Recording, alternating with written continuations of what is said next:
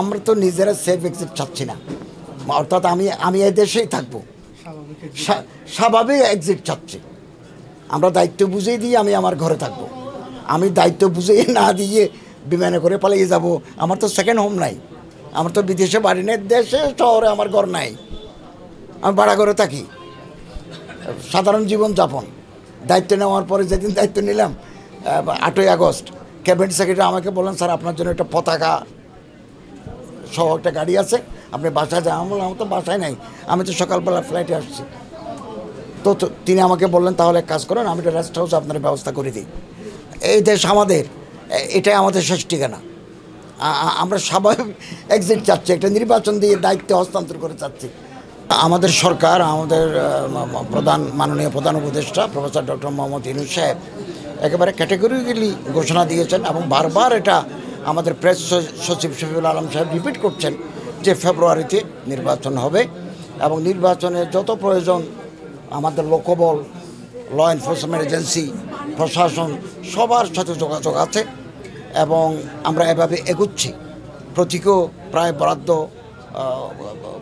পুরনো যারা দল আছে নতুন দলদের সাথেও আলোচনা হচ্ছে, আমাদের প্রস্তুতি 100 এবং আমরা আশা করি এই নির্বাচনটা fair, free, inclusive, impartial election will be held.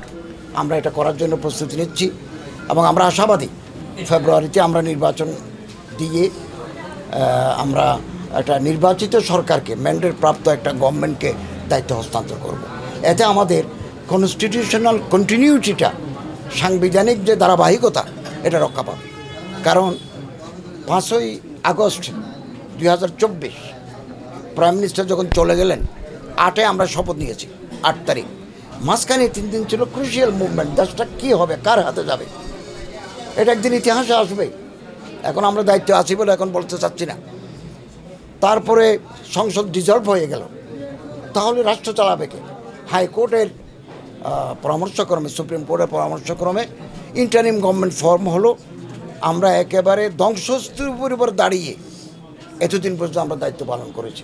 আমরা যখন দায়িত্ব নিই 20 বিলিয়ন মার্কিন ডলার রিজার্ভে ছিল, এখন 32+ আমরা নিয়েছি এবং আমাদের যত লেনদেন, বৈদেশিক যে আমাদের পেমেন্ট, সেগুলো আমরা লোকাল মার্কেট থেকে নিয়েছি, আমরা রিজার্ভ ধরে নেই।